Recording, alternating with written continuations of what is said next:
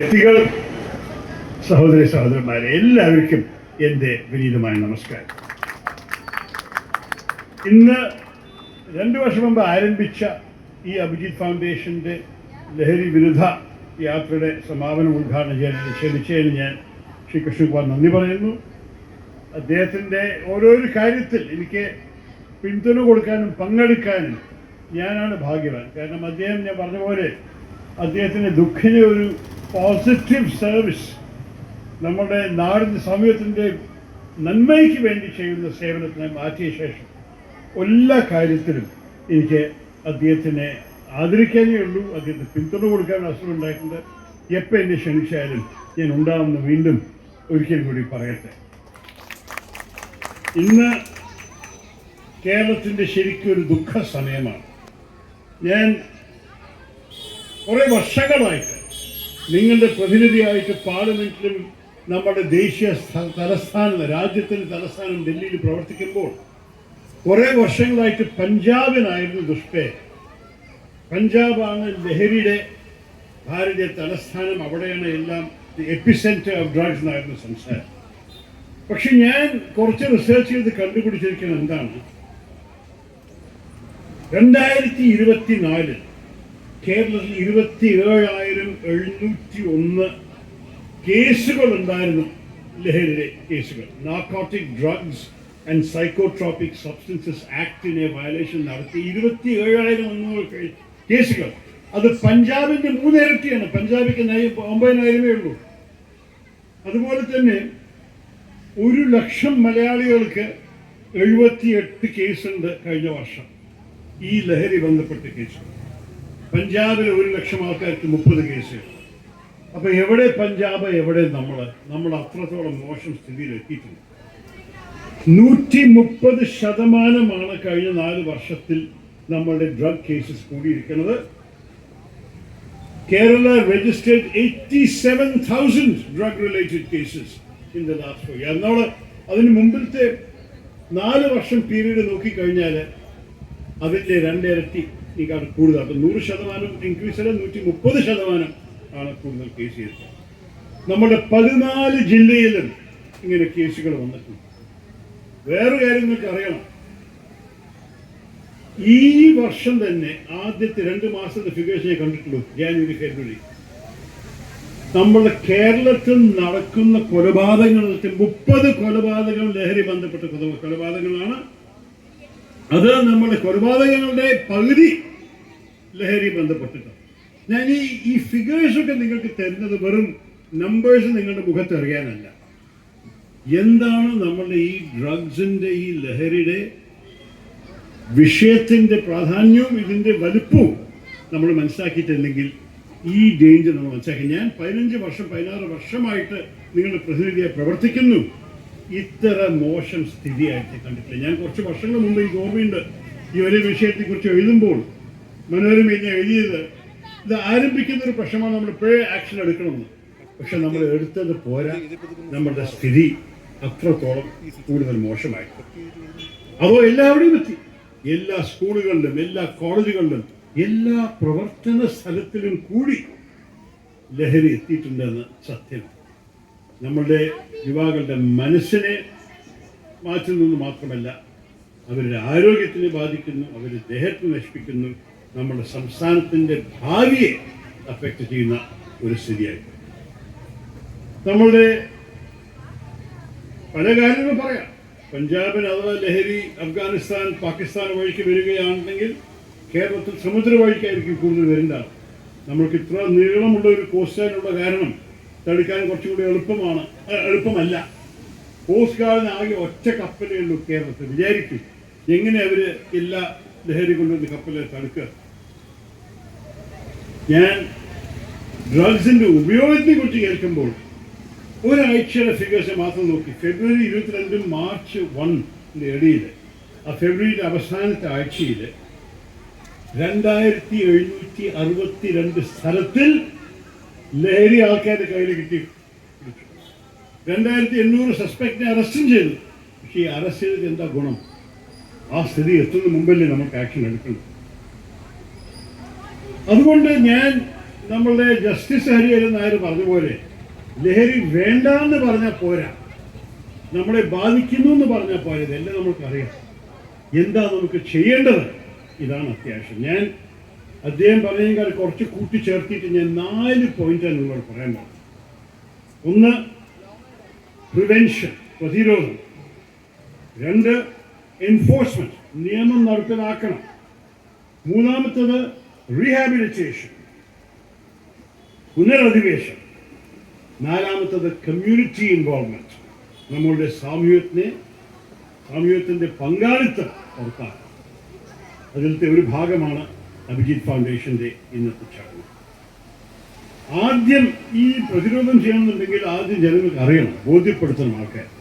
നമ്മുടെ first line of defence is awareness എന്ന് പറയും. ജനങ്ങൾക്ക് അറിഞ്ഞാൽ ഇതിൻ്റെ ഡേഞ്ചർ മനസ്സിലാക്കി കഴിഞ്ഞാൽ ഒരു പക്ഷേ അവർ ഈ പാതയിൽ ഇറങ്ങില്ല എന്നൊരു വിശ്വാസം എല്ലാവർക്കും ഉണ്ട്. ഞാൻ എപ്പോഴും പറയും, നമ്മുടെ ഓരോരോ സമുദായത്തിൻ്റെ നേതാക്കൾ, കമ്മ്യൂണിറ്റി ലീഡേഴ്സ്, റിലീജിയസ് ലീഡേഴ്സ്, ഓരോരോ മതത്തിൻ്റെ പ്രതിനിധികൾ ഒരുമിച്ച് കൂടണം. ഒരു ഓൾ കമ്മ്യൂണിറ്റി സമ്മിറ്റ് വിളിച്ചിട്ട് ലഹരിനെതിരെ എല്ലാവരും സംസാരിക്കണം. എന്നിട്ട് അവർ പള്ളികളിലും അവരുടെ മസ്ജിദിലും അവരുടെ ക്ഷേത്രത്തിലും അവരുടെ ഓരോരോ കുടുംബത്തിലും ഈ സന്ദേശം എത്തിക്കണം. ഒരുപക്ഷെ സ്കൂളിൻ്റെ അകത്ത് കരിക്കുലത്തിൽ ഇതിനെ പഠിപ്പിക്കാൻ ആവശ്യമുണ്ട്. നമ്മുടെ എഡ്യൂക്കേഷൻ ഡിപ്പാർട്ട്മെന്റിൽ ചിന്തിക്കാൻ സമയമായി. നമ്മുടെ സ്കൂൾ ടെക്സ്റ്റ് ബുക്കിൽ ഇതിൻ്റെ ഡേഞ്ചറിനെ പറ്റി മനസ്സിലാക്കിപ്പിക്കണം. ഡിജിറ്റൽ മീഡിയ, എല്ലാവരും ഇപ്പോൾ ഫോണും സാമൂഹ്യ മാധ്യമത്തിലുമാണല്ലോ. അതിന് നമ്മൾ പറയേണ്ടി വരും, ഇത് എന്താണ് സംഗതി, എത്ര ഡേഞ്ചറസ് ആണ്, എന്താ ഇതിന് ചെയ്യാൻ സാധിക്കേണ്ടത്. എന്നിട്ട് നമ്മുടെ ചെറുപ്പക്കാർക്ക് ഈ വിഷയത്തിൻ്റെ ബോധ്യപ്പെടുത്തൽ ഒരു പ്രധാനപ്പെട്ട ഒരു ക്യാമ്പയിനായിട്ട് നടത്തണം. അതിൻ്റെ ഒപ്പം നമ്മൾക്ക് എൻഫോഴ്സ്മെന്റ്, ആ എൻഫോഴ്സ്മെന്റ് വേണ്ടി കോസ്റ്റ് ഗാർഡിന് ഒരു കപ്പലല്ല 10 കപ്പൽ കൊടുത്താൽ കൂടി പോരാ, അത് ചെയ്യണം. അതിനാവശ്യമുള്ള സഹായം നമുക്ക് സംസ്ഥാന സർക്കാരിന് മാത്രമല്ല കേന്ദ്ര സർക്കാരിൻ്റെ സഹായം വേണ്ടി വരും. അതിൻ്റെ ഒപ്പം നമ്മൾ പ്രത്യേകിച്ച് ഒരു സീറോ ടോളറൻസ് പോളിസി അഡോപ്റ്റ് ചെയ്യണം. വിൽക്കുന്നതിന് ഒരു അറിയാത്തൊരു ടീനേജർ പോയിട്ട് ലഹരി എടുക്കുന്നതല്ല നമ്മുടെ ടാർഗറ്റ്. ആ ടീനേജറിന് ഈ ലഹരി വിറ്റുകൊടുത്ത ട്രാഫിക്കറെ നമ്മൾ പിടിക്കേണ്ടത്, അവനാണ് വില്ലൻ. അതുമാത്രമല്ല, ഇപ്പൊ ഈ synthetic drugs, LSD, MDMA, meth, fentanyl, ഇതിന്റെ ഡേഞ്ചേഴ്സ് ഒക്കെ മനസ്സിലാക്കാത്തവരാണ് ഇതിൽ പെടുന്നത്. അതിനുവേണ്ടി നമുക്ക് ആവശ്യമുള്ള ടെക്നോളജി, ആവശ്യമുള്ള സർവേലൻസ് നമ്മുടെ പോലീസിനെ എക്വിപ്പ് ചെയ്യണം. എന്നിട്ട് അതിനൊപ്പം കോടതികളോട് പറയണം. ഞാൻ ജസ്റ്റിസ് ഹരിഹരൻ നായർ മുമ്പിൽ പറയണം, നമ്മളുടെ കോടതികളിൽ ഈ കേസുകളൊക്കെ മാസങ്ങളും വർഷങ്ങളും നീട്ടിപ്പോയി കഴിഞ്ഞാൽ ആർക്കും ഒരു ഭയം ഉണ്ടാവില്ല. അവർ ബെയിലെടുത്തിട്ട് സുഖമായി അവരുടെ ജീവിതം ജീവിക്കും. ഇതിനെ നോൺ ബെയിലബിൾ ആക്കിയിട്ടും ഇതിൻ്റെ ഒപ്പം ഒരു ഫാസ്റ്റ് ട്രാക്ക് പ്രൊസീജിയറിൽ ഡ്രഗ് ട്രാഫിക്കേഴ്സിന് പണി ചെയ്താൽ മാത്രമേ നമ്മൾ ഇതിനെ എഫക്റ്റീവ് ആക്കാൻ സാധിക്കൂ. മൂന്നാമത്തത്, ഈ ലഹരിന് അനുഭവിച്ച വിക്ടിംസ്, നമ്മുടെ ചെറുപ്പക്കാരെ പ്രത്യേകിച്ച് അവരറിയാതെ ഇതിൽ പെട്ടവരെ നമ്മൾ സഹായിക്കണം. അതിൽ പല കാര്യങ്ങൾ ചെയ്യാനുണ്ട്. റീഹാബിലിറ്റേഷൻ സെൻറ്റേഴ്സ് നമുക്ക് കെട്ടാനുണ്ട്. അത് സംസ്ഥാന സർക്കാരിൻ്റെ ഒരു ഉത്തരവാദിത്തമാണ്. ഇതുവരെ കെട്ടിയത് വലിയ ഗുണമില്ല. എനിക്ക് വലിയ സന്തോഷത്തോടെയാണ് ഇന്ന് വാർത്ത കേട്ടത്, അഭിജിത്ത് ഫൗണ്ടേഷൻ തന്നെ ഒരു ഫ്രീ കൗൺസിലിംഗ് സെൻറ്റർ സ്ഥാപിക്കുന്നത്. അതൊക്കെ അതെവിടെയായിരിക്കും? ട്രിവാൻഡ്രം നഗരത്തിനകത്ത് തന്നെ. അപ്പോൾ എല്ലാവർക്കും വരാനും ഇതിന് ആവശ്യമുള്ള കൗൺസിലിംഗ് കിട്ടാൻ അവർക്കത് ചെയ്യും. അതിൽ അവരുടെ ഫിസിക്കൽ, എമോഷണൽ, വൊക്കേഷണൽ നീഡ്സ് എല്ലാം കൊടുക്കണം. ചിലപ്പോൾ ഒരിക്കൽ ഒരു ജോലിക്ക് അപ്ലൈ ചെയ്യുമ്പോൾ നിങ്ങൾക്ക് ഒരു ലഹരി വിഷയമുണ്ടായിരുന്നു, ലഹരിയിൽ അറസ്റ്റ് പെട്ടുപോയി എന്ന് കേട്ടാൽ ആ ജോലി നഷ്ടപ്പെടാനുള്ള ഭയം പലർക്കും ഉണ്ടാകും. അപ്പം അതിനെയൊക്കെ നമ്മൾ അഡ്ജസ്റ്റ് ചെയ്ത് കവർ ചെയ്യണം. ഇവരുടെ തെറ്റ് അറിയാതെ വീണുപോയ ഒരു തെറ്റാണ്.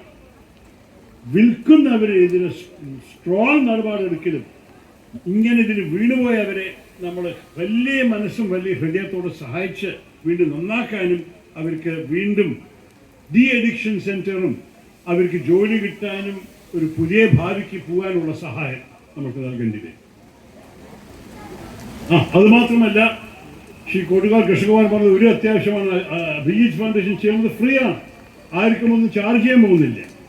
പലവരും അവർക്ക് ഉണ്ടായിരുന്ന പൈസയൊക്കെ ലഹരിയിൽ ചിലവാക്കിയിട്ട് അവർക്ക് എന്തായാലും ഒരു ഫീ കൊടുക്കാനുള്ള കാശുണ്ടാവില്ല. അവരെ ഇങ്ങനെ നന്നായി നോക്കി ചികിത്സിച്ച് ഉപദേശിച്ച് സഹായിക്കാവുന്നത് വലിയ അത്യാവശ്യമായ ഒരു കാര്യമാണ്. ഇതിന് പലർക്കും പങ്കെടുക്കാം.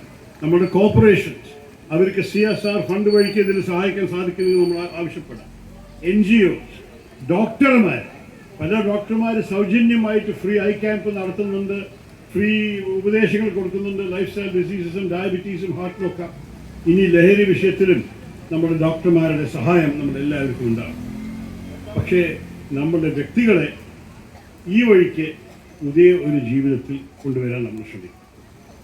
ഇതിൻ്റെ ഒപ്പം നമ്മളുടെ സാമൂഹ്യത്തിൻ്റെ പങ്കാളിത്തം ഞാൻ പറഞ്ഞില്ലേ, കമ്മ്യൂണിറ്റി ഇൻവോൾവ്മെൻറ്റിൻ്റെ ഏത് രാജ്യത്തിലും ലഹരിയെ തോൽപ്പിച്ച രാജ്യങ്ങൾ ഉണ്ടെങ്കിൽ അത് എല്ലാവരും ഒരുമിച്ച് കൂടിയിട്ടാണ് ചെയ്തിരിക്കുന്നത്.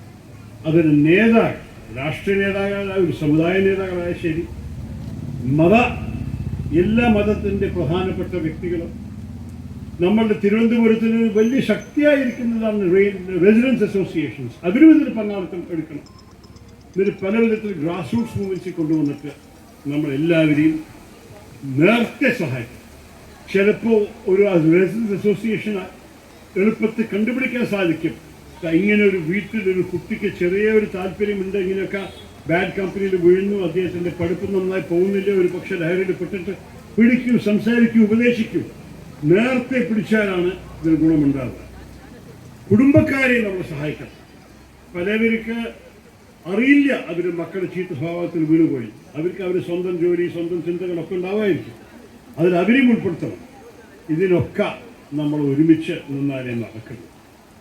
ഞാനൊരു കാര്യം പറയട്ടെ, കേരളം ഇതിന് ഒറ്റയ്ക്കല്ല. പല രാജ്യങ്ങളും ഇതിനോട് ബുദ്ധിമുട്ടുകൾ അനുഭവിച്ചിട്ടുണ്ട്. പല രാജ്യങ്ങൾ നല്ലോണം ഈ കാര്യത്തെക്കുറിച്ച് പരിഹാരം കണ്ടുപിടിച്ചിട്ടുണ്ട്. നമ്മൾ അവരെയും കണ്ടുപിടിക്കാം.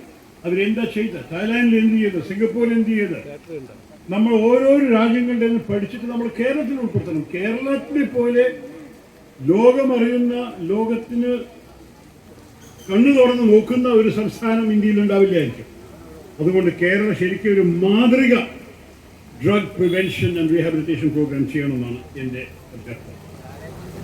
കോളേജ് ക്യാമ്പസും സ്കൂൾ ക്യാമ്പസും പ്രത്യേകിച്ചൊരു ശ്രദ്ധ വേണമെന്ന് ഞാൻ വീണ്ടും പക്ഷെ ഒരു കാര്യം പറയട്ടെ, ഇത് വെറും പോലീസിൻ്റെ വിഷയമല്ല, ഇത് വെറും ഡോക്ടർമാരുടെ വിഷയമല്ല, ഇത് വെറും ഒരു ലോ എൻഫോഴ്സ്മെൻറ്റിൻ്റെയോ കോസ്റ്റ് ഗാർഡിൻ്റെയോ പോലീസിൻ്റെ മാത്രമല്ല, ഇത് നമ്മളെല്ലാവരും ഒരു വിഷയമാണ്. നമ്മുടെ സാമൂഹ്യത്തിൻ്റെ ഒരു ക്രൈസിസാണ്.